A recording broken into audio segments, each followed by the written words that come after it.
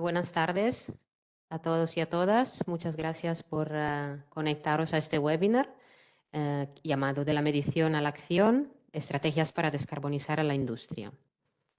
Hemos esperado 2-3 minutos antes de empezar para ver si os ibais conectando la mayoría. Hay muchos participantes, estamos muy agradecidos. Primero de todo me presento. Mi nombre es Verdiana Russo. Soy Service Manager del servicio Net Zero Strategy dentro del equipo de resiliencia climática y descarbonización de Antesis España. Y en este webinar os voy a presentar los pasos para establecer un plan de reducción de emisiones enfocándome principalmente en el sector industrial, ¿vale? Entonces, la presentación está hecha en 2 bloques. Un primer bloque es más bien introductorio. Os donaré como un poco de contexto y quiero tocar algún tema como de repaso, digamos, conceptual sobre huella de carbono, terminología, iniciativas y requisitos normativos ligados a los planes de descarbonización. Y después entraremos en el bloque fuerte de este webinar, que tiene que ver con cómo desarrollar un plan de descarbonización y cómo definir las potenciales medidas de reducción para una empresa, ¿vale? Antes de empezar, y como el contenido es bastante amplio, he pensado que también para romper el hielo os invito a entrar en Mentimeter, en menti.com, utilizando el código que podéis ver aquí abajo, debajo de mi nombre, o utilizando también este código QR. Y aquí os saco algunas preguntas, más bien para romper el hielo, entender quién está conectado, un poco el perfil, e intentar adaptar mi contenido lo máximo que puedo a vuestros conocimientos y a vuestras necesidades, ¿vale? Entonces, os invito a conectaros a este número y a ir contestando. Hay 3 preguntas que ahora compartiré para mirar los resultados y os invito a completar esas 3 preguntas. También decir que en todo momento podéis utilizar el chat de Webex, de esta plataforma, y iremos contestando por ahí, ¿vale? Bueno, entonces voy a detener un momento y voy a compartir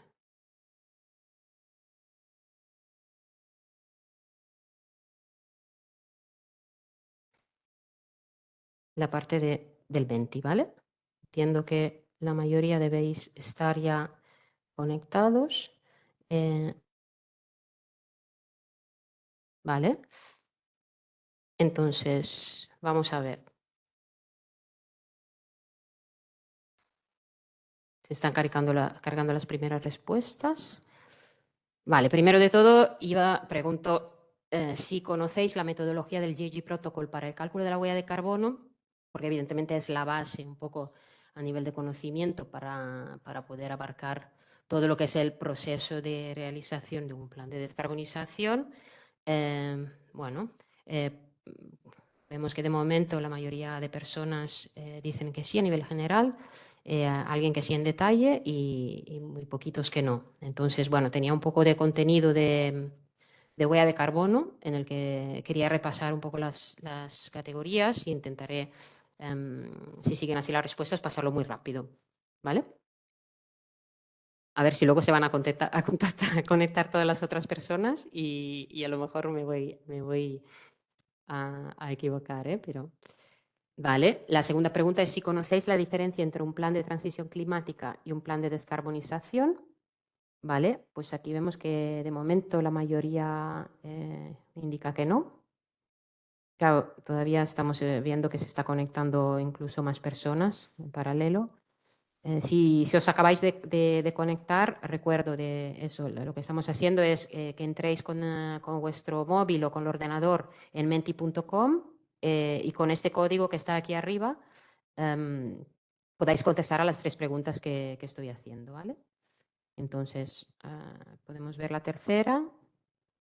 La tercera es, ¿conoces los requerimientos de la nueva CSRD respecto a los planes de descarbonización de las empresas? Y la mayoría de personas de momento comentan que no, ¿vale? Bueno, bien, Entonces, a nivel de resumen, por lo que veo, los participantes tienen ya un poco de conocimiento relacionado con la huella de carbono y con la metodología GHG Protocol, pero sin embargo, hay que profundizar un poco más, tanto en lo que es la clara definición de un plan de descarbonización y lo que es un plan de transición climática y todo lo que tiene que ver con las SRD y los requerimientos, ¿vale? Aquí intentaré un poco adaptar mi contenido. ¿Vale? Entonces, bueno, de momento, aunque veo que están subiendo las respuestas, habían muchos participantes que entiendo que se están conectando ahora, pero bueno, esto ya me sirve a nivel orientativo también para, como os decía, para romper el hielo, así que voy a volver a compartir mi presentación y, y vamos a ello. ¿Vale? Muy bien. Bueno, como os decía, también importante deciros que este webinar entra dentro del ciclo de webinar de EcoVadis sobre sostenibilidad en la cadena de valor. Y eso, entonces, entrando con un poco de contexto, decir que, bueno, estamos casi en diciembre de 2024 y según indica el Servicio Europeo Copernicus, 2024 será el primer año en el que el calentamiento global supere los 1,5 grados respecto a la época preindustrial, ¿vale? Que es la cifra que creo que todos nosotros tenemos en mente y que se acordó no superar en el Acuerdo de París, ¿vale? No obstante, digamos que no todo está echado a perder en el sentido que lo que se considera como realmente grave es que esta condición sea sostenida en el tiempo, lo que se suele hablar de como de 20 años seguidos, ¿no? Por lo que el pacto climático, digamos, no está del todo perdido, ¿no? Sigue vivo, aunque vemos claramente la tendencia de los últimos años. Esta tendencia nos muestra que se requiere una acción urgente en esta época, en esta década, ¿vale? Y entonces, bueno, recordando que el Acuerdo de París estableció el objetivo de evitar que el incremento de temperatura, la temperatura media global del planeta supere los 2 grados respecto a los niveles preindustriales y también que se promuevan los esfuerzos para que no supere el 1,5, ¿vale? Pues vemos que estos límites básicamente nos está costando mucho movernos al respecto, ¿no? Entonces, lo que se está viendo, al menos a nivel de investigación y de reguladores, pues se está observando que el progreso global necesario para alcanzar este objetivo pues no está dando resultados, ¿vale? Esto está impulsando muchas regiones a adoptar una serie de medidas de medición y de notificación de las emisiones, ¿no? Entonces, por eso están saliendo toda una serie de reglamentos y que van a afectar a empresas, ¿no? Entonces, las empresas tienen un rol fundamental aquí para alcanzar estos objetivos, ¿vale? Respecto al sector industrial, de acuerdo con los datos del IPCC del 2022, el sector industrial genera el 24% de las emisiones antropogénicas de gases de efecto invernadero, ¿vale? Y eso principalmente está debido al uso de combustibles fósiles en instalaciones para la obtención de energía, a procesos químicos y metalúrgicos que en otro caso no están relacionados con el consumo energético. Y aquí podemos ver que a nivel de top 10 de los países del mundo, pues China tiene evidentemente el impacto más grande, principalmente con calor y electricidad, y en el sector de la manufactura. Después está Estados Unidos, y donde en todos esos países siempre vemos que, bueno, países y en Europa, por ejemplo, como región, digamos, vemos que la electricidad y el calor son los sectores donde más impacto se observa. ¿Vale? Entonces, los principales sectores relacionados con la industria, según podemos ver aquí, son principalmente, otra vez, como hemos visto también antes, la producción de energía y calor. Este subsector ya solo de por sí representa el 32% de las emisiones globales y está principalmente relacionado con la quema de carbón, gas natural y petróleo. ¿vale? Y de seguida después están con altos niveles pues todo lo que tiene que ver con los procesos industriales de manufactura y construcción. Y estas emisiones vienen claramente de industrias intensivas como la industria del acero, del cemento o de productos químicos, ¿no? Y después podemos ver que hay también toda la parte relacionada con la energía y con el transporte, ¿vale? Dicho esto a nivel de introducción, solo para dar un contexto, voy a entrar a hacer un pequeño repaso sobre lo que es el cálculo de la huella de carbono de una empresa, de la huella de carbono corporativo. O sea, por lo general, las metodologías de cálculos de emisiones separan o categorizan las emisiones atribuidas a una actividad, a una empresa, en base a, digamos, al control que se tenga sobre las fuentes de emisiones. ¿No? Y entonces, en este caso, las emisiones se separan entre emisiones directas y emisiones indirectas, ¿no? Entonces, digamos, la agrupación y el tipo de emisiones puede variar en función de la metodología que se seleccione para el cálculo, y aquí nos vamos a enfocar principalmente a la metodología GHG Protocol porque es la metodología, digamos, más reconocida, sobre todo por iniciativas globales como la Science Based Targets Initiative, reconocidas por el Carbon Disclosure Project, el CDP, y entonces es la metodología que usamos, digamos, cuando tratamos de hablar de planes de descarbonización. Según esta metodología, las emisiones se separan en alcance 1, 2 y 3, ¿vale? Y entrando un poco en detalle, las emisiones de alcance 1 son las emisiones directas, son aquellas emisiones que se generan, digamos, en las fuentes directas controladas y pagadas por la organización, ¿vale? Los ejemplos más recurrentes de fuentes incluidas en el alcance 1 son los equipos de combustión, ¿no? Por ejemplo, hornos, calderas, estufas, lo que son la flota de vehículos propios de la organización, los aire acondicionados, y eso tiene que ver con las emisiones fugitivas de los refrigerantes, los extintores también, y en algunos casos específicos los procesos, las emisiones relacionadas con los procesos, ¿vale? En alcance 2, si se consideran las emisiones indirectas. Las emisiones indirectas son aquellas emisiones que no son de total control de la organización y están atribuidas a la compra y uso de energía. Y entonces aquí dentro está lo que es la compra de energía eléctrica, el vapor, frío, calor, ¿vale? Y aire comprimido también.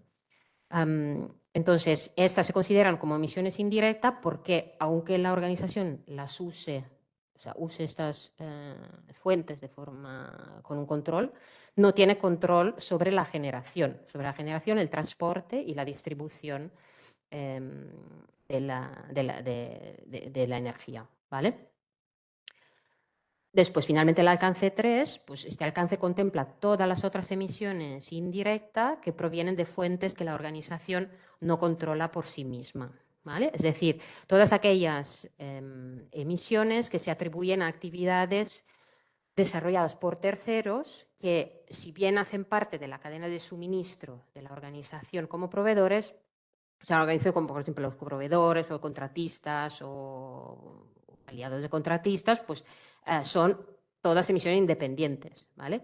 Y entonces este es un alcance mucho más extenso, cuenta con 15 categorías, podemos ver, poner el puntero, podemos ver que son las que se separan entre actividades upstream y actividades downstream, ¿no? Las actividades upstream tienen que ver con la compra de bienes y servicios, la inversión en bienes de capitales, todo lo que tiene que ver con la generación y el transporte de energía consumida y incluida en el Scope 2, el transporte y distribución pagado y controlado por cliente, la generación de residuos, las categorías que tienen que ver con los viajes de negocios y el desplazamiento de los trabajadores en una empresa, y los assets alquilados, ¿vale? Después hay una parte de downstream. Esta parte tiene que ver con todo lo que es el transporte y distribución pagado por cliente, el procesamiento de los productos vendidos, el uso de los productos vendidos, el final de vida de productos vendidos, ¿no? Y aquí mismo también están las franquicias y las inversiones, ¿vale? Bueno, esta parte es importante porque al final es la base, para, como decía antes, para empezar a trabajar un plan de descarbonización, ¿vale? Sí que pienso que es importante, para cambiar de página tengo que quitar el plumero, vale, no, aquí. Es importante hacer un pequeño repaso de terminología sobre dos aspectos que estamos detectando siempre más en nuestros clientes, que tienen que ver con la definición de lo que es un plan de transición climática y lo que es un plan de descarbonización. Eso porque también veréis que está muy ligado ya con los requerimientos de la CCRD, ¿vale? Entonces, ¿qué es un plan de transición climática? ¿Vale? Entonces, un plan de transición climática es, primero de todo, un documento público que está redactado por la empresa y que establece cómo esta organización pues, modificará sus activos, operaciones y modelos de negocio en el tiempo, pues a corto y a largo plazo, hacia una trayectoria alineada con las recomendaciones de la ciencia climática. ¿Vale? Es decir, alineada con el objetivo del 1,5 grados. ¿Vale? Entonces, los planes de transiciones permiten a una organización identificar las acciones y hitos intermedios necesarios para alcanzar los objetivos de neutralidad de carbono. ¿Vale? Y van mucho más allá de un simple plan de descarbonización o plan de reducción, ¿vale? Porque muestran cómo este plan se ha digamos, integrado dentro de toda la estrategia de la organización, ¿vale? Entonces, con el tiempo, tener un plan de transición climática pues, ayudará a dirigir dentro de la empresa pues, las finanzas hacia las empresas que apoyan la transición a una economía baja en carbono, porque entonces el hecho de tener un plan de transición climática fuerte pues, ayudará a las empresas a encontrar financiaciones de una forma más fácil, digamos, y las mostrará como empresas más resilientes y más fuertes, ¿vale? Entonces, un plan de transición climática, por ese motivo, mejora la reputación, optimiza el modelo de negocio de la empresa, crea valor a largo plazo, mejora la resiliencia de la organización, da toda esta serie de ventajas competitivas respecto a empresas que no tienen este tipo de plan y dan cumplimiento regulatorio, ahora veremos luego la CSRD, y permite también a nivel reputacional la atracción y retención del talento de una empresa, ¿vale? Entonces, un plan de transición climática tiene una serie de contenidos claves. Bueno, digamos que existen varios marcos y documentos que orientan como guía, digamos, para enfocar el contenido de un plan de transición climática, pero en línea general los contenidos incluyen lo siguiente, ¿no? Un análisis previa. Este análisis tiene que incluir, evidentemente, la huella completa de gases de efecto invernadero, y aquí hablamos de lo que hemos visto ahora, alcance 1, 2 y 3 con metodología GHG Protocol es lo ideal.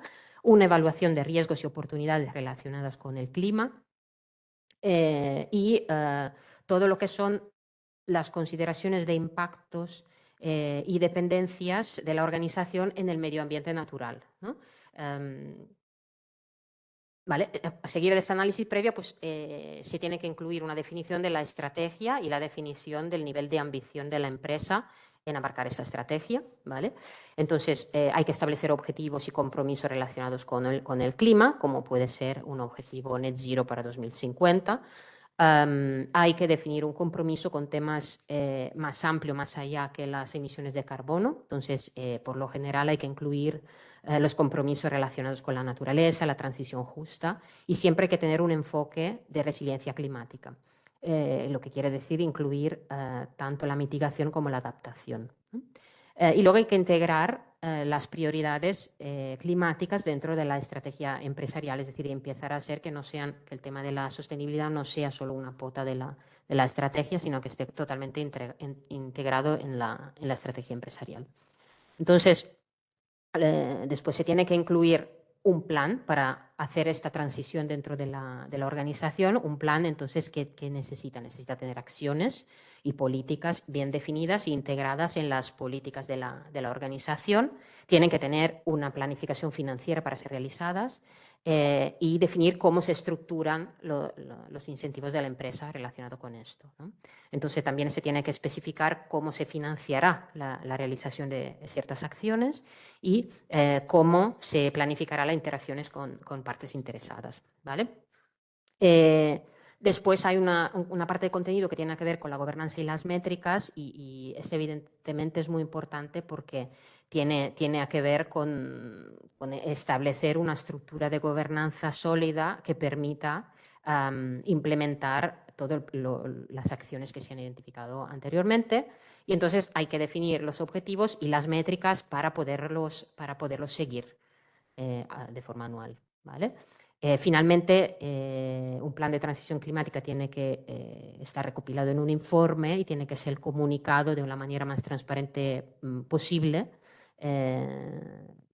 por motivaciones principalmente reputacionales y principalmente reputacionales, ¿vale?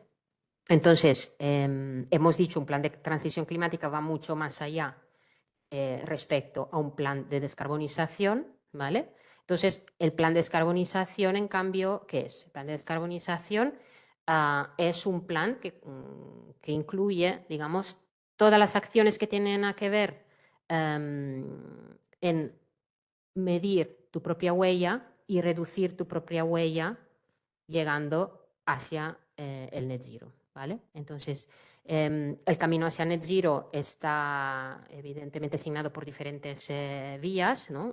Por diferentes, más que vías, digamos, diferentes potas o pasos, ¿no? El primero es el cálculo de las emisiones del año base. Después se tiene que trabajar el seguimiento de riesgos y oportunidades climáticas, porque estas dan una idea de cómo las emisiones pueden variar en los años y de la facilidad o menos de abarcar ciertos riesgos por parte de la empresa, ¿vale? Después se tiene que trabajar un plan de acciones guiados por las que son las iniciativas de tipo la iniciativa Science Based Targets, pero no necesariamente ligándose a esa, ¿vale? Hay que ver cuáles son los objetivos a corto y largo plazo, involucrar los proveedores y los responsables de operaciones dentro de la estrategia, ejecutar unas acciones para llegar a una reducción a largo plazo de un 90% de las emisiones respecto al año base y al final de todo remover las emisiones residuales, ¿vale?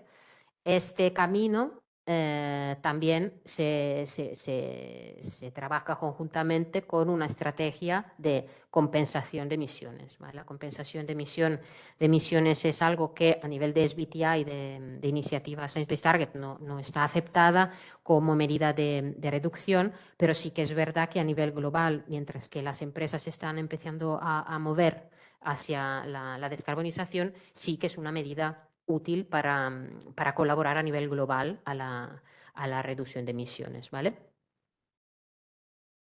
Que contiene entonces un plan de descarbonización, digamos que contiene una parte que es de estrategia. Esta parte de estrategia tiene una estrategia a largo plazo, entonces con un roadmap a seguir, con una serie de acciones. Tiene un plan de acción a corto plazo. Corto plazo puede ser, aquí dice 2-3 años, pero bueno, puede llegar como a 5 años, así. Y aquí son las principales acciones que ya la empresa tiene claro que va a trabajar y que va a impulsar. Tiene evidentemente una parte de gobernanza que es importante para que estas acciones se puedan realizar. Y luego tiene toda una parte de modelización, que entraremos más tarde en detalle, que tiene que ver, que requiere modelizar el crecimiento de la curva de emisiones de acuerdo con el crecimiento de la empresa. Requiere medir las reducciones, ¿vale? Para alcanzar los objetivos que la empresa se ha fijado y medir el progreso, digamos, año tras año respecto a los compromisos que la empresa había tomado, ¿vale? Hecha esta diferenciación, pues, ¿cuáles son las iniciativas y requisitos normativos que al final guían o motivan las empresas para moverse en esta dirección, ¿vale? Las SRD, pues, bueno, como muchos de vosotros sabréis, es una normativa que amplía el alcance de divulgación del anterior NFRD, incluyendo a todas las grandes empresas, cotizadas o no cotizadas, que cumplan al menos dos de los tres siguientes criterios, ¿no? Tener más de 250 personas trabajadoras, más de 40 millones de facturación y más de 20 millones de activos totales. Incluir toda esa empresa quiere decir que si la actual NFRD aplica actualmente a unas 11.700 compañías, la CSRD cubrirá casi 50.000 compañías, ¿vale? Y estas representan un 75% del total de facturaciones de las compañías europeas, ¿vale? Entonces, es decir, la gran mayoría de las compañías europeas, ¿vale? Entonces, en función de la dimensión de la compañía, pues el año de reporting cambia y aplica el ejercicio 2024, 2025, 2026 en función de las dimensiones que estas empresas tienen, ¿vale? ¿Qué requerimientos pide? Bueno, ya algunos de vosotros sabréis que la SRD requiere ya muchísima información a nivel de la empresa, pero aquí nos vamos a fijar principalmente en los requerimientos del plan de descarbonización. Entonces, ¿cuáles son los principales? ¿Vale? Entonces, vemos que los principales requerimientos pues, están indicados en el apartado ESRS E1 de cambio climático y principalmente en la sección del DRE 1.4 de métricas y objetivos, que incluye los objetivos de mitigación y adaptación del cambio climático, ¿vale? La E11, que es el plan de transición para la mitigación del cambio climático, porque, como hemos explicado antes, aunque el plan de transición no va mucho más allá de un plan de reducción, pues el plan de reducción o de descarbonización es parte del plan de transición, ¿vale? Entonces ahí dentro también van a haber requerimientos. Después hay el DRE13 que incluye las acciones y recursos en relación con las políticas de cambio climático, ¿no? Entonces, esta es la parte de cambio climático. Y después hay la ESRS2, que es, digamos, el apartado más general de reporting. Y aquí en el MDRT pues, hay una parte que indica el seguimiento de la eficacia de las políticas y acciones a través de objetivos, y aquí también hay una parte de requerimientos relacionados con el plan de descarbonización. Si lo vamos a mirar en detalle, pues en la sección de métricas y objetivos, lo que hay que indicar, o lo que pide la CSRD, es indicar los objetivos, definir unos objetivos con base científica, basados en la ciencia, y que sean compatibles con la limitación del calentamiento global a 1,5 grados respecto a la época preindustrial. Definir también cuáles son las palancas de descarbonización de la empresa y su contribución cuantitativa a la reducción de emisiones. Y eso es muy importante porque no solo es indicar cuáles son las palancas, sino calcular calcularlas numéricamente a nivel de reducción de emisiones, ¿vale? En los requerimientos dentro del plan de transición, aquí también se pide la alineación evidentemente con el futuro 1,5, pues en coherencia con el DR 1.4. Se pide indicar cuáles son las líneas de descarbonización y las acciones clave planificadas, ¿no? Pueden ser cambios de cartera de productos, cambio de servicios, nuevas tecnologías en operaciones, acciones relacionadas a la cadena de valor, upstream o downstream, etcétera, ¿vale? También se pide, y eso sí que complica mucho el ejercicio que solemos hacer de plan de descarbonización, pues piden también la explicación y cuantificación de las inversiones, es decir, los CAPEX, para realizar estas acciones claves y explicar cómo se financiarán estas acciones, ¿vale? También pide evaluar de forma cualitativa las posibles emisiones bloqueadas de los activos, ¿vale? Estas son las emisiones que, digamos, la empresa ve que no puede reducir en los años y que entonces constituyen un alto riesgo para la empresa, ¿vale? Entonces hay que trabajarlas para ver cómo abarcar este riesgo y cómo pueden afectar al futuro de la empresa. Finalmente, en el DRE 1.3, pues donde se habla de acciones y recursos en relación con política de cambio climático, aquí también hay que hablar de acciones clave adoptadas durante el año del informe, planificada para el futuro, ligadas a las palancas de descarbonizaciones que se han identificado en los otros apartados. Entonces eso es importante porque no se habla solo de acciones a futuro, sino acciones del año de informe. ¿Vale? ¿Eso qué quiere decir? Que la empresa tiene que empezar a seguir anualmente también todas sus acciones. ¿Vale?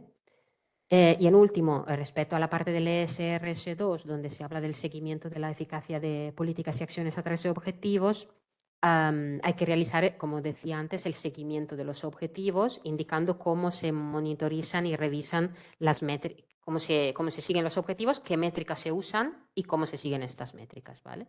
Y sobre todo si el progreso es en línea o no con el commitment, con el compromiso que la empresa ha tomado, ¿vale? Esos son los requerimientos de las SRD, que ya son requerimientos normativos. Después entramos en lo que son iniciativas, ¿vale? Las iniciativas, la principal iniciativa de referencia que tenemos es la Science Based Targets Initiative.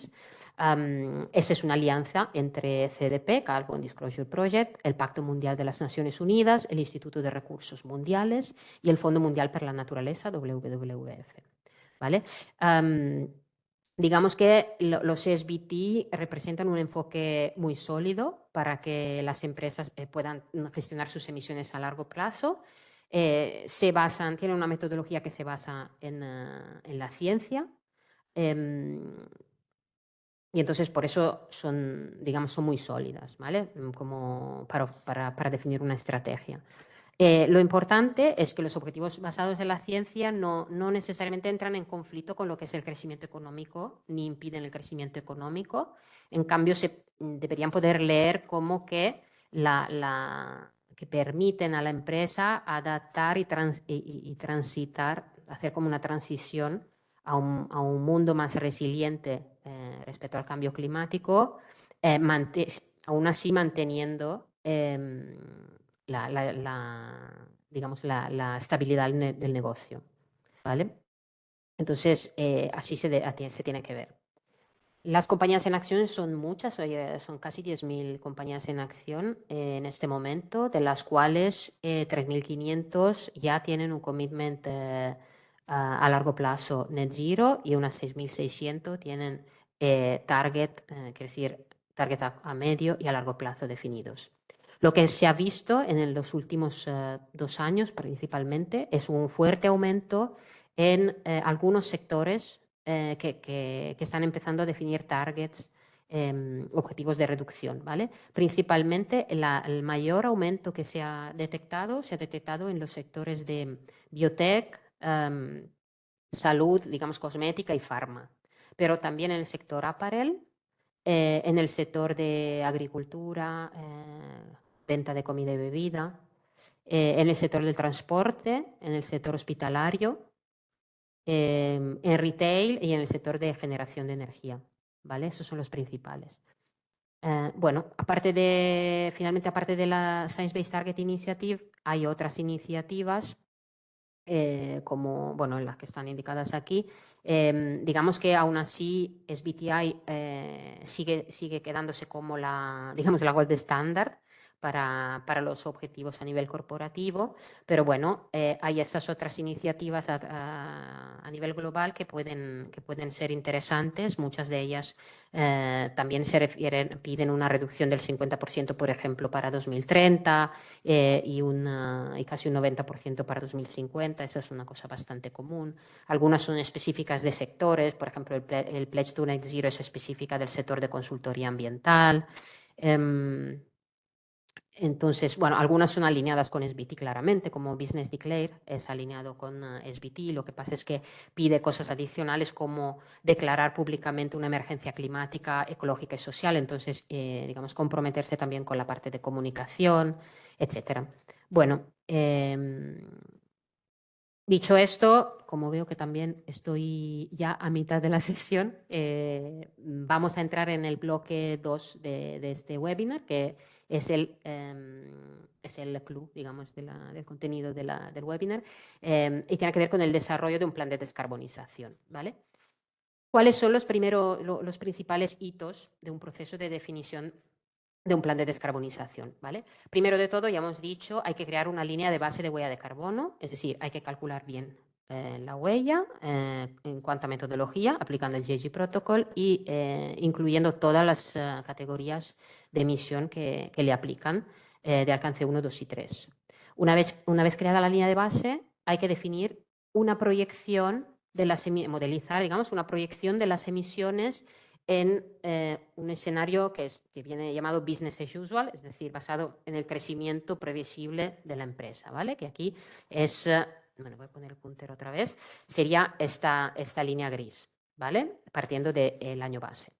Una vez definido este business as usual, pues hay que modelizar el itinerario de emisiones que requiere el establecimiento de un objetivo, ¿vale? Entonces, el SBTi, por ejemplo, permite un modelo de reducción well below 2 degrees para alcance 3 y 1,5 grados para alcance 1, 2 y 3. Hemos visto que la CSRD directamente habla del 1,5, ¿vale?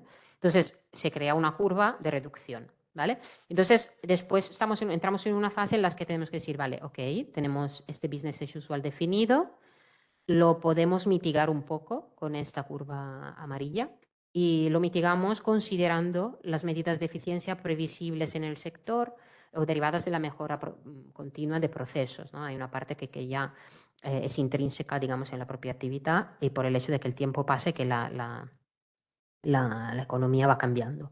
Y finalmente, tenemos que solventar, digamos, este gap entre la mitigación del BAU y lo que es el itinerario de emisiones. Y eso se hace definiendo un plan de reducción de emisiones, ¿vale?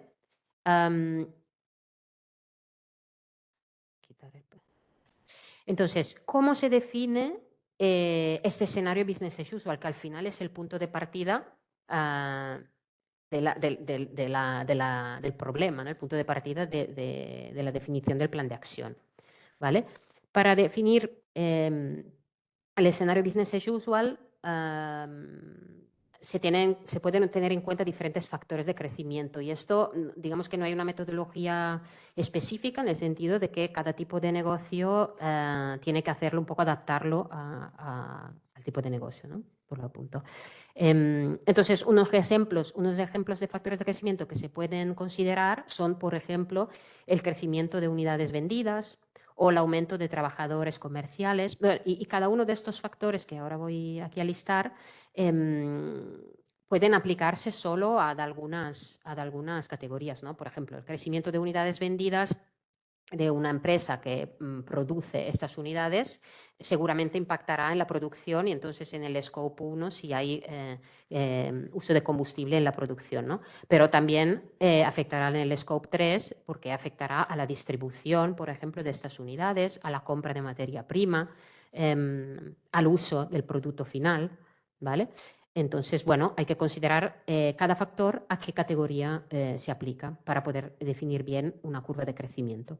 Entonces, bueno, se pueden considerar las unidades vendidas, el aumento de trabajadores, el crecimiento de ventas totales, la facturación prevista, la superficie ocupada, el crecimiento del número de tiendas, por ejemplo, en el caso de tener tiendas, la previsión de aumento de flota, la previsión también de potencia renovable instalada, etcétera, ¿vale? Estas son solo algunas de ellas, ¿vale? Lo que sí es importante es saber que utilizar solo el crecimiento de ingresos o beneficios en empresas que venden productos con altos beneficios puede ser un poco un factor engañoso que cause un sobredimensionado del business as usual, ¿vale? Entonces, bueno, también hay que considerar que las empresas cuando definen su crecimiento, prevén su crecimiento, normalmente lo hacen como hasta 5 años. Entonces, en el caso de querer hacer una curva a 2030, 2040, 2050, pues mantener el mismo factor de crecimiento es un poco...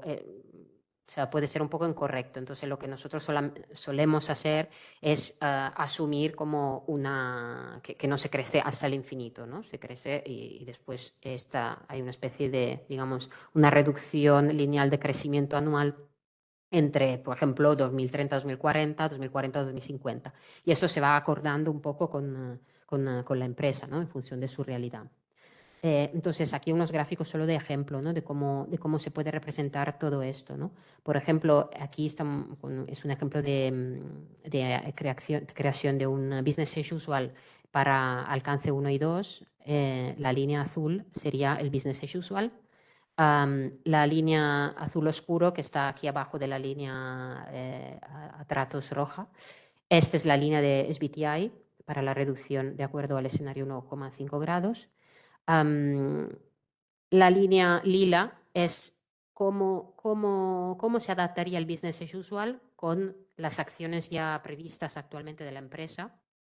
Y entonces todo lo que queda aquí abajo en esta área es lo que se requiere solucionar con un plan de acción, ¿vale? Entonces, si se quiere ver también de otra forma, y esa es la forma que, digamos, más alineada a cómo pide reportar la CSRD, vemos que si la huella de alcance 1 y 2 está a este nivel, el business as usual llega a este, pero gracias a las acciones ya previstas, este business as usual se baja y aún así, para alcanzar el objetivo de SBT, pues queda toda esta parte de reducción, ¿vale? Y entonces, a nivel agregado se tiene que alcanzar una reducción, por ejemplo, del 42%, pero en realidad la reducción real que se tendría que trabajar es mucho más alta porque tiene que considerar, digamos, el BAU, ¿no? Representa un 65% respecto a las emisiones del escenario tendencial, o si ya se consideran las acciones realizadas, o previstas, es un 59%, pero que estos números son bastante más altos que lo que pide SBT respecto al año base, ¿vale? Y entonces, bueno, también luego se puede analizar, digamos, medida por medida, viendo digamos, el efecto de cada una de estas medidas para identificar las que son más importante a nivel de reducción, ¿vale? En alcance 3, pues lo mismo. Lo que pasa es que en alcance 3, digamos que es importante trabajar más los escenarios climáticos, porque digamos que no es lo mismo pensar que el futuro va a ser un futuro en el que se van a aplicar digamos, todas las medidas posibles de sostenibilidad y los países son todos comprometidos con ello, lo que podría ser el escenario SSP1, pues esos son escenarios climáticos basados por la IPCC, definidos por la IPCC. No es lo mismo eso que un escenario SSP5, que en cambio es un escenario, digamos, donde hay un alto desafío porque sigue habiendo un uso intensivo de combustibles fósiles, ¿no? Entonces, en base a los escenarios, pues las emisiones pueden ser un poco diferentes. Solemos analizar estos 3 escenarios y luego solemos, en nuestro caso, por ejemplo, en base al caso específico, solemos aplicar una adaptación. Por ejemplo, en este caso, el caso del business as usual, que le decimos business as usual ANCESIS, hace previsiones a futuro considerando si se mantiene o no el actual gobierno. Esto porque en este caso específico estamos trabajando con unos objetivos a corto plazo que ya se han definido de 2003 a 2030. Entonces, si ya se sabe que hace poco ha entrado un gobierno de izquierda muy comprometido con las acciones de sostenibilidad y se presupone que se pueda mantener esta política, pues a lo mejor eso ya conlleva cambios que hacen que el escenario de emisiones se haya un poco reducido. Y entonces dentro de aquí luego se baja un poco la expectativa para el plan de acción. Este análisis del BAU es muy importante, sobre todo para alcance 3, porque eso os enseño, este ejemplo mismo hace ver cómo en el caso de considerar un escenario climático SSP2, SP2 sería las tendencias que se están mostrando ahora a nivel de país, pues el BAU pues llegaría a este nivel, ¿vale? Llegando a este nivel requeriría esta serie de acciones de reducción, por ejemplo, bueno, aquí era un ejemplo, motos eléctricas, eficiencia extra, para llegar a SBT. Pero en el caso de poder tener un business as usual más favorable debido a la propia realidad del país en el que está ubicada la empresa y donde hay unas políticas específicas y favorables, el trabajo a hacer es mucho más bajo, ¿vale? Bueno, por nuestro lado es muy interesante y muy importante trabajar bien entonces el business as usual. Evidentemente es muy importante trabajarlo sin caer luego en un greenwashing bajando el business as usual a favor de la propia empresa, ¿no? ¿Vale? Hay que hacerlo con conciencia. Vale, pues entonces, ¿cuáles son los criterios para establecer los objetivos basados en la ciencia? ¿Vale? Según la reciente actualización de SBT, hay una diferencia entre los objetivos a corto y a largo plazo. Y aquí hacemos un breve resumen. Digamos que para alcance 1 y 2, el compromiso a corto plazo tiene que seguir la ruta 1,5 grados y a largo plazo ya se habla de un net zero. En todo caso, hay que cubrir al menos el 95% de las emisiones de alcance 1 y 2 y la reducción mínima absoluta tiene que ser a corto plazo de un 4,2% anual y se puede realizar hasta 10 años desde la presentación de los objetivos a la iniciativa. En el caso de largo plazo se tiene como objetivo máximo el 2050 y hay que reducir un 90% de las emisiones. ¿Vale? Con lo que tiene que ver, en cambio, con las emisiones de alcance 3, pues a corto plazo la iniciativa acepta la ruta well below 2 degrees, que es un poco menos ambiciosa que la del grado 5, y que pero no está alineada con la CSRD, ¿no? Entonces la CSRD pide más bien una ruta 1,5.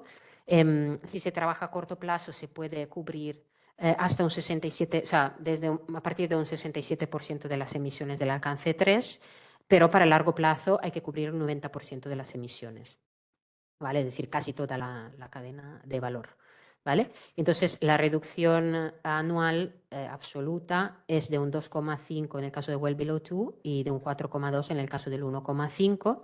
También se puede definir un objetivo de intensidad y aquí la reducción es del 7%, ¿vale? Y en cambio, a largo plazo, pues un 90%. Y los plazos temporales son los mismos que para alcance 1 y 2. Entonces, dicho todo esto, ¿qué medidas podemos realizar? ¿Vale? Entonces, en alcance, lo he separado en alcance 1 y 2, ¿vale? Medidas de alcance 1 y 2 están ligadas principalmente a la reducción de emisiones de fuentes fijas. En este caso, pues se puede trabajar el aumento de la eficiencia energética de caldera de gas, de vapor, de procesos ligados al uso de estas calderas. Se tiene que sustituir el gas natural. Entonces, la idea es o electrificar o sustituir el gas por hidrógeno verde donde es posible con los procesos industriales. Después tenemos la reducción de fuentes móviles que derivan del uso de la flota de la empresa. Entonces, estas medidas suelen pasar por la electrificación de la flota, separando entre flota ligera y flota pesada. Entonces, esto se puede hacer introduciendo vehículos eléctricos de batería y híbridos. En el caso de la flota ligera claro, es más fácil al día de hoy respecto a la flota pesada. ¿Vale? La flota pesada tiene que ir más bien a vehículos con hidrógenos, cosa que pero de momento es más, sobre todo el hidrógeno verde, es más, digamos, algo a largo plazo. También, aparte de la electrificación y de pasar a hidrógeno verde, se puede trabajar el aumento de la eficiencia de la flota. El aumento de la eficiencia de la flota quiere decir trabajar, por ejemplo, con automóviles que consumen menos, dar cursos de conducción, bueno, aquí he puesto condición, pero de conducción a los trabajadores, optimizar los viajes, entonces reduciéndolos en números y mejorando los trayectos. Entonces, esto es más una optimización de la gestión, ¿no? Después hay la parte de reducción de emisiones fugitivas. Esta pasa por sustituir los gases refrigerantes por gases de menor impacto, de menor potencial de calentamiento global. Y finalmente está la reducción de emisiones por el consumo de electricidad y eso pasa por aplicar medidas de eficiencia energética en los edificios, desde aislamiento térmico, protecciones solares, evitar infiltraciones, adaptar bien las temperaturas de consigna, instalar sistemas de gestión de los edificios, sistemas de automatización, de sectorización y control del sistema de distribución, LED y control de iluminación. Después pasa por aumentar la eficiencia energética de los equipos eléctricos, obviamente la instalación de sistemas de autoproducción renovable in situ, siempre y cuando sea posible, y si no, en alternativa, la contratación de electricidad renovable con contratos que ya garantizan la garantía de origen, es decir, que la energía sea 100% renovable, o por otro lado, comprar certificados de electricidad renovable. Entonces, comprar aparte de la contratación eléctrica, pues certificados directamente que se llaman GDOs en garantía de origen en Europa, o RECs, sería Renewable Energy Certificates. Es el mismo nombre, es el nombre de lo mismo, del mismo concepto, pero en Estados Unidos. EGEC es lo mismo concepto, pero en China, etcétera. Y otra alternativa es la de realizar un Power Purchase Agreement. Después ahora voy a entrar un poquito más en detalle de estas medidas, ¿vale? Aquí me centro de todas estas medidas solo en las más, digamos, ambiciosas o más, más proyectadas a futuro, ¿vale? Por ejemplo, la del hidrógeno verde, ¿no? Actualmente la industria representa, sabemos, más del 90% de consumo de hidrógeno a nivel global, pero es hidrógeno gris, entonces es un hidrógeno que no está libre de emisiones de CO2. Y pasando a utilización de hidrógeno verde, pues hay un potencial muy alto de reducir las emisiones de gases de efecto invernadero, ¿vale? Entonces, digamos que el hidrógeno ofrece un futuro bastante prometedor. Y según su origen, pues puede reducir mucho el impacto de las emisiones, ¿vale? Entonces, para algunos procesos industriales ya se está empezando a sustituir el gas natural por hidrógeno verde, y eso entonces hace bajar las concentraciones de combustibles fósiles. Actualmente el gran reto es utilizar el hidrógeno verde como pila para mover vehículos eléctricos. Entonces, se espera en futuro poder expandir estos usos, principalmente en el transporte, para sustituir el combustible fósil en aviación, en barco, en trenes y automoción, que es algo que al día de hoy no se puede hacer, ¿vale? En ese sentido, España ya ha invertido mucho ha apostado mucho, digamos, para este futuro con hidrógeno, con su hoja de hidrógeno, la hoja de ruta de hidrógeno, y se ha fijado objetivos bastante ambiciosos, ¿vale? Aparte del tema del hidrógeno verde, digamos, otra medida así bastante importante y muy valorada también, por ejemplo, por el CDP, es el PPA, los Power Purchase Agreements. Un PPA es un acuerdo o contrato de compra-venta de energía a largo plazo entre un desarrollador renovable y un consumidor, por lo general con empresas que necesitan grandes cantidades de electricidad. Puede ser off-site o on-site. Off-site quiere decir que es un contrato asociado a un parque eólico, una instalación grande, fotovoltaica grande, de grande escala, conectado a la red de transporte. Y en cambio el on-site es un contrato para el suministro de energía que viene de una instalación instalada directamente encima de la cubierta del cliente, donde pero el cliente no ha invertido en la inversión inicial, sino que tiene un contrato a largo plazo con un coste de la energía bajo y acabará siendo propietario solo a los 15, 20 años, por ejemplo, ¿vale? Pasando al alcance 3, y intento ser un poco rápida, porque veo que solo faltan 10 minutos. No sé si mientras tanto hay alguna pregunta, en caso Vale, no hay. Vale, en alcance 3 hay diferentes medidas. La medida, digamos, estrella o más importante es la medida de Supplier Engagement, porque la categoría 3.1 suele ser, compra de bienes y servicios, suele ser una de las más importantes a nivel de peso. Entonces, todo este trabajo pasa por identificar, seleccionar y trabajar con los principales proveedores para que desarrollen un plan de descarbonización, principalmente, ¿vale? Después hay lo que son las medidas de economía circular, y estas impactan a todas estas categorías, ¿no? La compra de bienes y servicios, a bienes de capital, a transporte, residuos, uso y final de vida del producto. ¿Vale? Entonces, estos de economía circular pasan por varias medidas como el ecodiseño, la remanufactura, la simbiosis industrial. Esto aquí después os enseñaré también unos gráficos más visuales. Después también el análisis del ciclo de vida de los productos y, ejemplo, para empresas que consumen mucha agua, por ejemplo, realizar circuitos cerrados de agua o sistemas de recuperación de agua. Después, otras medidas son las medidas que tienen que ver con movilidad y logística, que entonces tienen un efecto, un impacto sobre la categoría 3.4 a 3.9, que sería el transporte upstream y downstream. Y entonces eso requiere tanto un engagement de proveedores del servicio de transporte como reducir el número de viajes, básicamente. Cambiar método de transportes por unos menos emisivos y diseñar nuevas rutas optimizadas. Bueno, y también optimizar la propia distribución en el sentido de, por ejemplo, la optimización de pallet a la hora de tener que transportar producto para reducir el número de viajes, ¿no? Luego hay medidas relacionadas con la movilidad corporativa. Entonces, esto pasa por realizar un plan de desplazamiento de empresa, implementar un transporte colectivo, fomentar el uso del coche compartido y potenciar el trabajo en remoto.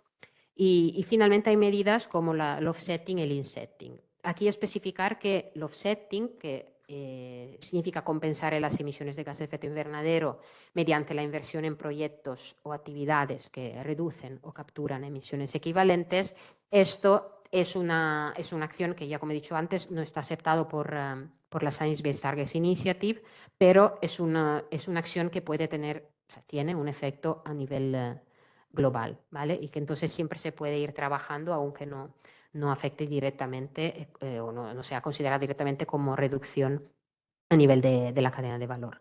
En cambio, el insetting es la implementación de proyectos de reducción de emisiones dentro de la propia cadena de suministro o actividades de una empresa u organización. Y un ejemplo de insetting podría ser, por ejemplo, una empresa de mensajería donde el cliente paga un recargo en el servicio que se destina, o sea, en el servicio, ¿no? Entonces, este servicio se destina a la inversión de tecnología limpias dentro de la red de transporte y, por lo tanto, digamos, esta parte de más que paga el cliente va directamente asociada a un proyecto. Otro ejemplo puede ser la agrosilvicultura.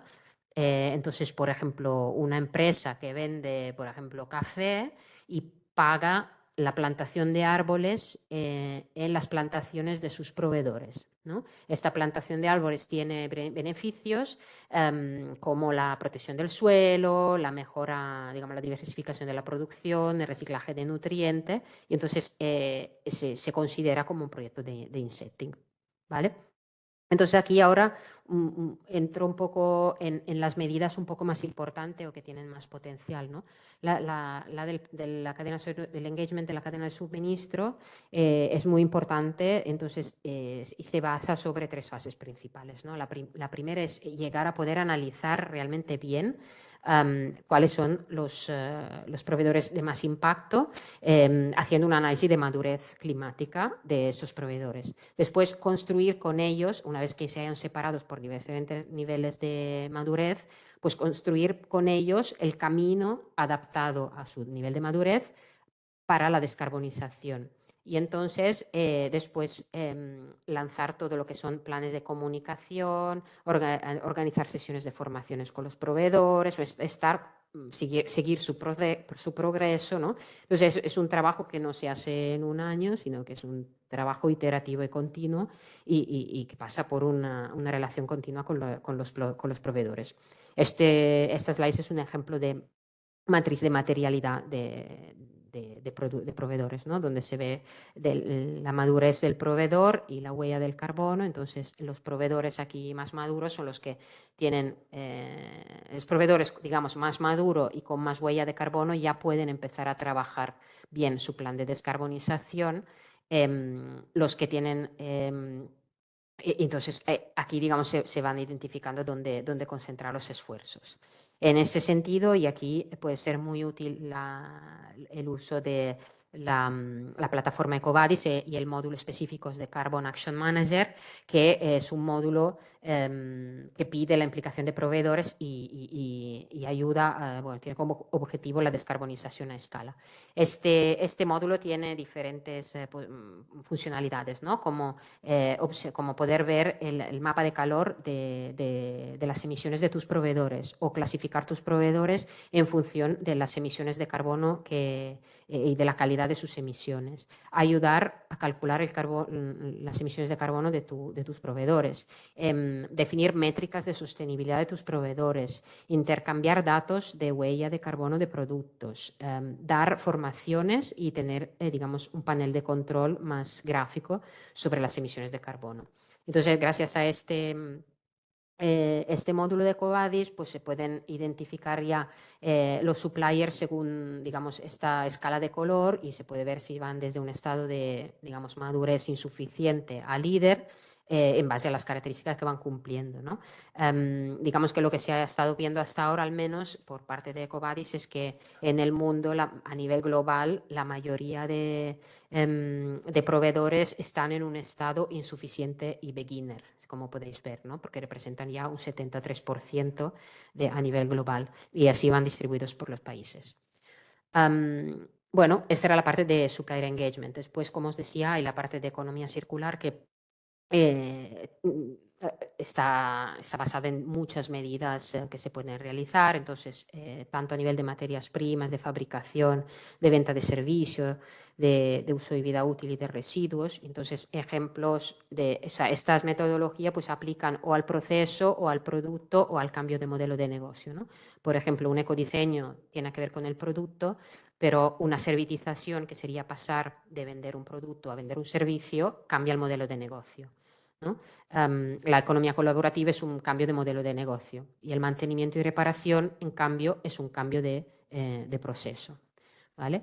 El análisis ciclo de vida de producto también es una herramienta muy importante con la que se puede hacer un poco el camino a la descarbonización, siempre y cuando no se vea como una herramienta estática, sino que sea dinámica, es decir, que permita analizar las etapas del ciclo de vida del producto y además lo haga haciendo un seguimiento y una mejora año tras año, ¿vale? Y finalmente hay también otras iniciativas que no son tan medidas prácticas, sino son, digamos, tienen que ver con cómo la empresa se pone más resiliente, ¿no? Una, por ejemplo, es la implementación del precio interno del carbono. Hay muchas formas de definir el precio interno del carbono, ¿vale? Aquí hay como un ejemplo, ¿no? Un ejemplo podría ser que, puede ser un ejemplo incluso virtual, que la empresa cree un fondo virtual o real económico. Este fondo se nutre, se alimenta, digamos, de lo que son las eficiencias, ¿no? Los progresos de diferentes departamentos. Un departamento, por ejemplo, muy emisivo será penalizado y tendrá que pagar un precio interno del carbono y ponerlo en el fondo. Un departamento que en cambio ha mejorado sus emisiones, las ha reducido, pues recibirá como un premio y sus empleados recibirán un premio. El dinero que se pone en esta bolsa servirá para pagar proyectos de reducción, que pueden ser proyectos de insetting o de offsetting. Eso puede empezar a trabajarse de forma virtual para ver cómo la empresa se está moviendo, y luego se podría implementar a nivel real y físico, penalizando ciertos departamentos sobre otros y impulsando medidas de reducción con ese dinero, ¿vale? El análisis de riesgos y oportunidades también es una herramienta muy importante para mejorar, digamos, el proceso de definición de un plan de descarbonización, y esto de hecho se ve porque es un requerimiento que hay dentro del plan de transición climática. Entonces, claro, evidentemente analizar riesgos y oportunidades climáticas, analizar el coste de gestionar un riesgo o de implementar una medida, una oportunidad climática, pues está claramente ligado con la realización de acciones de reducción de emisiones, ¿no? O puede afectar estos costes. Entonces, que este estudio sea integrado con la realización del plan de descarbonización, o al menos se comunique con él, pues es muy importante. Finalmente, el Carbon Disclosure Project bueno, básicamente es reporting puro y duro, pero es Eso permite mejorar la reputación empresarial, también direcciona mucho hacia dónde hay que ir. Asimismo hace la CSRD actualmente, pero el CDP permite tener también una puntuación en este tipo de reporting. Entonces permite seguir y ver el progreso de las empresas y comparar entre varias empresas. Y entonces, bueno, también como CDP va adaptándose mucho con los cambios regulatorios, también trabajar un CDP permite ser proactivos de cara al cumplimiento con las regulaciones, ¿vale?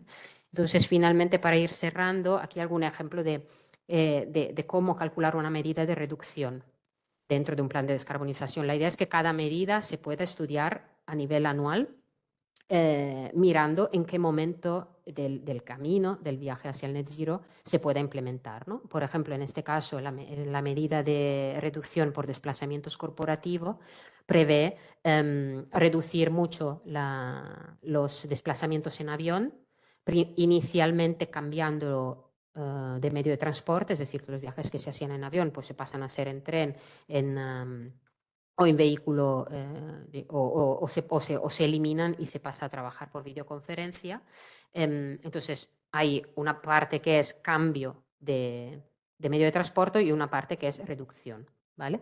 Entonces, en este caso, la medida se implementa a partir del año 2026 y lo que se ve es que el dato positivo aquí es la reducción de viajes en avión, y aquí hay unos viajes en avión que se reducen y otros que aumentan. O sea, se reducen los de largo camino, digamos, de larga distancia, y aumentan los de corta distancia, aumenta el tren y aumenta el uso de coche los primeros años. Pero en los años estos aumentos van disminuyendo porque se va a intentar implementar mucho más la videoconferencia y se van reduciendo al máximo. Entonces, al final, la sumatoria pasa de ser negativa, eso es un aumento de emisiones, a un 2034 donde es positiva, ¿no?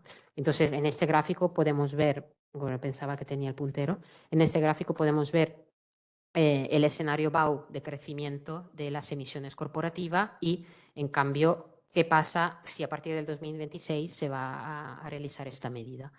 Y bueno, eso será un ejemplo de una sola medida, pero a nivel de plan de acción al final se recopilan todas las medidas y se puede hacer una tabla temporal. Bueno, y luego se visualizan evidentemente los gráficos mucho más visual, pero aquí se ven claramente año tras año cuáles son las medidas que se empiezan a impulsar, cuáles son los ahorros y cuáles son las medidas positivas, quiero decir, ahorros ya desde el primer año, y las que en cambio, por el cambio de método, el cambio de patrón, digamos, a los primeros años penalizan y los años siguientes permiten de tener unos ahorros. Y bueno, digamos, hasta aquí, cumpliendo un poco con la hora, pues llego al final de este webinar.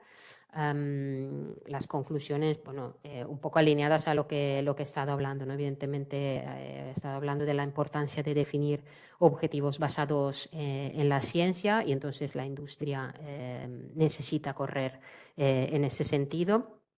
Para hacerlo es muy importante modelar escenarios futuros ad hoc, o sea, basados muy en la realidad de la empresa, y que consideren los diferentes escenarios futuros, y entonces que se adapten a ellos las acciones del plan de acción.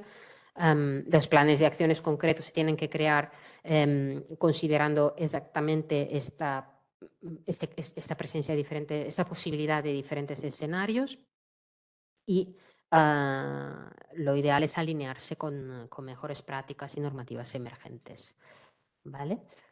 Bueno, hasta aquí he llegado. No sé si hay alguna pregunta por parte de los participantes, que de hecho yo... Sí, tenemos diferentes preguntas. En primer lugar tenemos a Sergio, que podría recomendarnos algún curso para ser expertos a la hora de realizar el GHG corporativo conforme al protocolo GHG.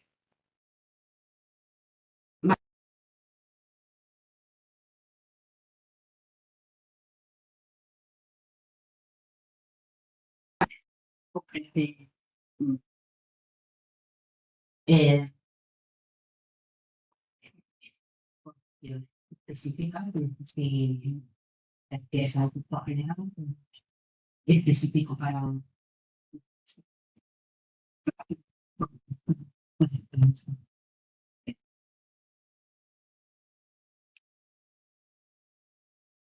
Después teníamos, cuando se refiere a pagado por cliente, esas emisiones no deberían estar incluidas en las emisiones del cliente.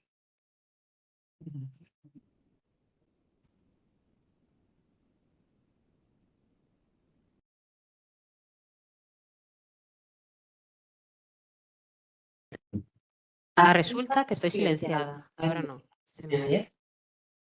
Vale. Ok, vale. Ahora veo las respuestas. Espera, que quito de aquí. Vale.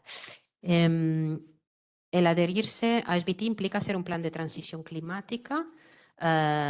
No, no. El adherirse a SBT implica ser un plan de descarbonización. ¿Vale?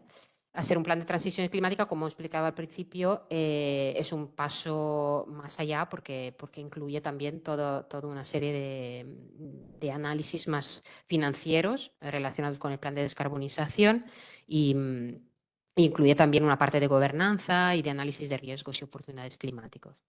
Después hay otra pregunta que dice si es obligatorio adscribirse a alguna iniciativa para la ruta de descarbonización para cumplir con el CSRD. No, en este caso no. Es decir, la CSRD lo que pide es que estéis alineados con la ciencia, con el objetivo del escenario 1,5 grados, pero no necesariamente que estéis adheridos a la iniciativa SBT. Siempre y cuando se pueda demostrar que se ha seguido la iniciativa SBT o otras iniciativas alineadas con el escenario 1,5, pues es aceptable. ¿Vale? Ahora veo que había otra pregunta de Sergio, que era, ¿cuándo se refiere a pagado por cliente? ¿Esas emisiones no deberían estar incluidas en las emisiones de cliente?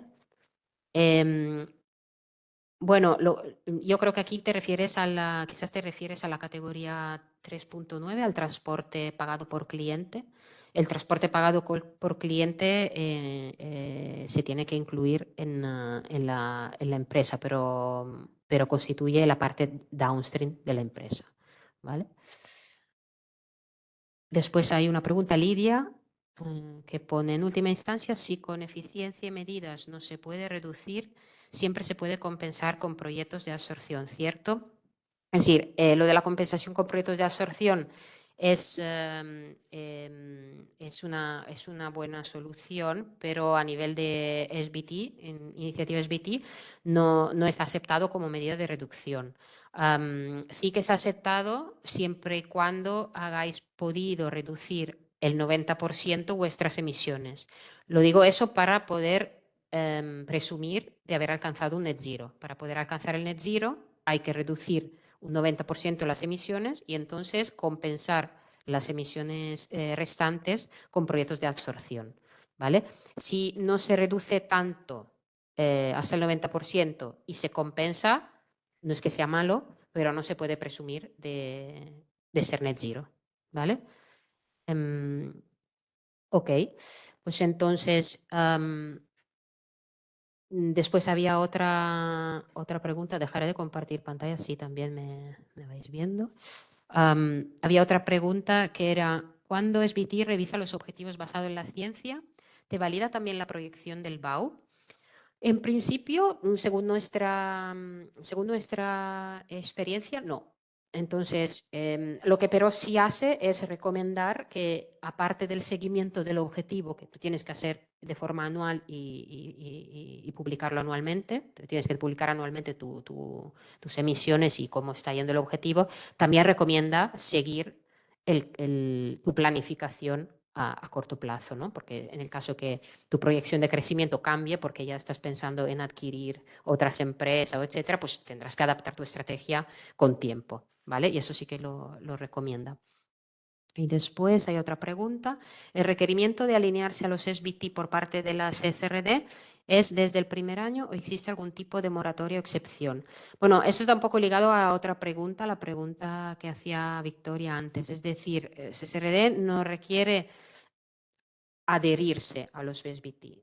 lo que requiere es alinearse con un escenario 1,5, ¿vale? Entonces, esto es una diferencia importante porque, bueno, también porque SBT tiene unas tasas que hay que pagar para adherirse, ¿no? Entonces, por lo que desde el primer año no necesariamente hay que estar del todo alineado, sino que existe algún tipo, o sea, existe la posibilidad de poder decir que se está trabajando en ello y que entonces a partir de los años siguientes pues demostrar que se ha seguido este alineamiento. Vale, bueno, estas eran todas las preguntas. No sé si ha salido alguna más. Vale, pues si salen otras preguntas ya contestaremos vía mail. Sí que compartiremos, veo que aquí alguien pregunta si compartiremos también la presentación y la compartiremos, aparte de la grabación. A ver si veo algún comentario más. Gracias por el webinar. Bueno, gracias a todos.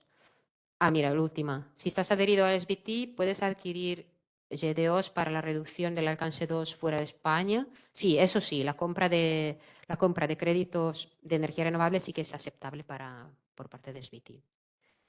Bueno, pues como nos hemos pasado un poco de tiempo, aquí me indican que tengo que cerrar.